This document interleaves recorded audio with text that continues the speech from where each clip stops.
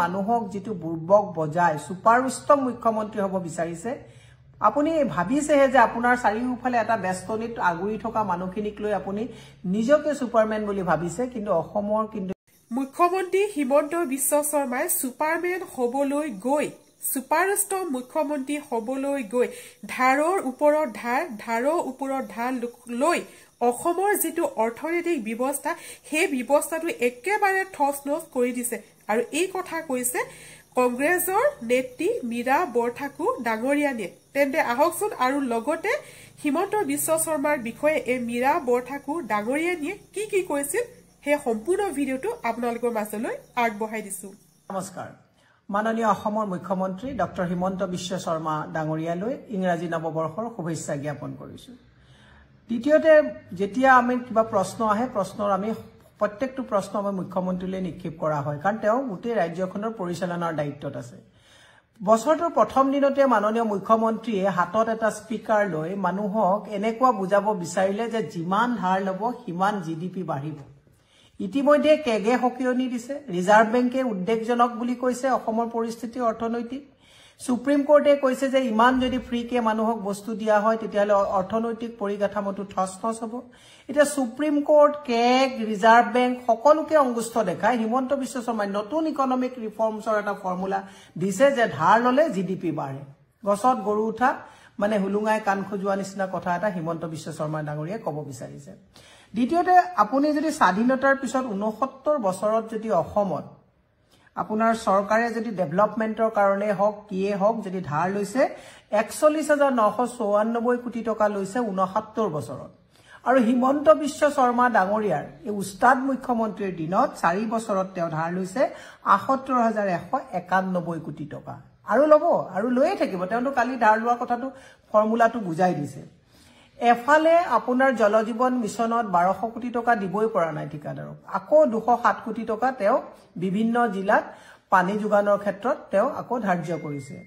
হিমন্ত বিশ্ব শৰ্মাৰ কথাবিলাক শুনিলে এনেকুৱা লাগে আপোনাক সৰুতে মই এখন সিৰিয়েল চাইছিলো মংগেৰী লাল কি হাসিন স্বপ্ন চকুটো পকাই দি পেলাই তেওঁ বিভিন্ন কথা ভাবে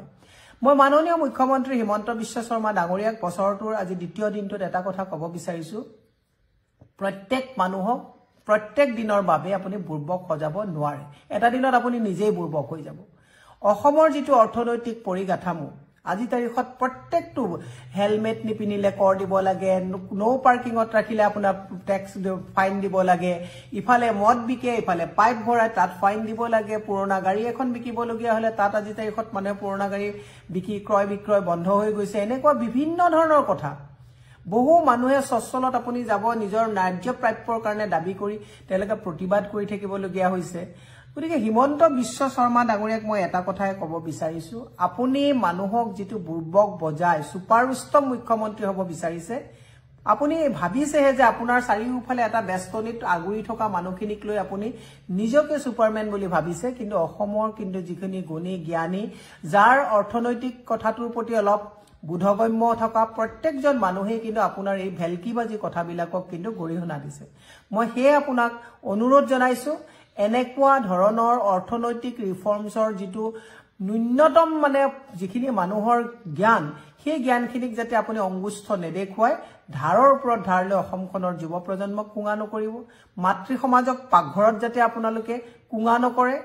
ভৱিষ্যত অসমখন যাতে আৰু ধাৰত পুত খুৱাই পেলাই যাতে আপুনি আপোনাৰ নিজৰ অসহ্য বিভূতি বৃদ্ধি কৰি আমাক যাতে ধাৰত পুত খুৱাই থৈ নাযায় নতুন বছৰত মা কামাখ্যা আপোনাক সুমতি দিয়ক যাতে আপুনি এনেকুৱা বুৰ্বক আৰু আমাক নখজায় হে মই আপোনাক কৈছো আপোনালোকে বহুত পাতিছিল এই বিহু পাতিছিল ন বাছৰ মালিকে এতিয়াও পইচা নাপালে এই কথাবিলাক মনত ৰাখিব এনেকুৱা বিভিন্নটা উদাহৰণ আজি নতুন বছৰতে মই আপোনাক গোটেই কথাখিনি ক'ব বিচৰা নাই কিন্তু এটা কথাই কৈছো যে আপুনি হালেৰি যে খিয়াল খেদা মুখ্যমন্ত্ৰী বুলি মই সদায় আপোনাক কৈ আছো আপুনি আসল কামবিলাক বাদ দি প্ৰডাক্টিভ এণ্ড নন প্ৰডাক্টিভ আপুনি যিমান ধাৰ লৈছে নন প্ৰডাক্টিভ কামত বেছি আপুনি খৰচ কৰিছে আমাৰ যিখিনি আছিলে কংগ্ৰেছৰ দিনত মাননীয় তৰুণ গগৈ ডাঙৰীয়াই 10,000 কোটি টকা ধাৰ থওঁতে আপুনি একদম ইমান আস্ফালন কৰিছিল যে শেষ কৰি গ'ল কিন্তু এতিয়া আপুনি যে বহুত শেষ কৰিলে আপোনাৰ সেই আগৰ ভিডিওটো আপুনি চালে গম পাব যে অসমখন কেনেকুৱাকৈ শেষ কৰি গৈছে মই সেই অসমৰ প্ৰতিজন অসমক ভাল পোৱা যুৱ প্ৰজন্মৰ পৰা আদৰ কৰি প্ৰতিজন ব্যক্তিক মই অনুৰোধ জনাইছো যে হিমন্ত বিশ্ব শৰ্মা ডাঙৰীয়াৰ ভেলকিবাজিত আৰু এনেকুৱা হিমন্ত বিশ্ব শৰ্মাই যে একেবাৰে চৰকাৰ চলাব পৰা নাই, অৰ্থনৈতিক ভাৱটো যে একেবাৰে বেলেন্স কৰিব পৰা নাই,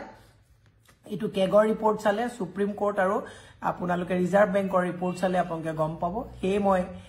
মুখ্যমন্ত্ৰী মহোদয়ক অনুৰোধ জনাইছো, বহুত হ'ল আৰু হাল এৰি শিয়াল খেদাতকৈ ৰাজধৰ্ম পালন কৰক, আমাক আৰু ধাৰত পেলাই থৈ নাযাব, আমাৰ ল'ৰা ছোৱালীৰ ভৱিষ্যত অন্ধকাৰ নকৰিব, স্কুল কলেজটো বন্ধ হৈছে, নকৰিবৰ কাৰণে আপোনাক অনুৰোধ জনাই পুনৰ নতুন বছৰটোত যাতে আপুনি ভেলকিবাজি আৰু এনেকুৱা 2 নম্বৰী কথাৰে যাতে মানুহক আভুৱা নভৰে তাৰ কাৰণে মই আপোনাক আহ্বান জনাই পুনৰ নতুন বছৰৰ শুভেচ্ছা জ্ঞাপন কৰিলো। ধন্যবাদ। সো ৰাইজ ভিডিঅ'টো আপোনালোকে দেখা পালে আৰু ইয়াত মীৰা বৰঠাকুৰ ডাঙৰীয়ানীয়ে সকলো কথা স্পষ্টকৈ বুজাই দিছে যে হিমন্ত বিশ্ব শৰ্মাই কিমান ধাৰ লৈছে আৰু অসমৰ অৰ্থনৈতিক ব্যৱস্থাটো কি হ'বলৈ গৈ আছে আৰু কেইবছৰমান পিছত এই সকলোখিনি কথা আপোনালোকক বুজাই ক'লে। তো ঠিক আছে ৰাইজ, আজি ভিডিঅ'টো এইখিনি আছিল, এইখিনিকে মই আপোনালোকৰ মাজলৈ আগবঢ়ালো আৰু লগতে আজি এই ভিডিঅ'টো মই এতিয়া সামৰণি মাৰিছো। আপোনালোকক লগ পাম আহিবলগীয়া নতুন এটা ভিডিঅ'ৰ সৈতে। আজিলৈ বাই বাই।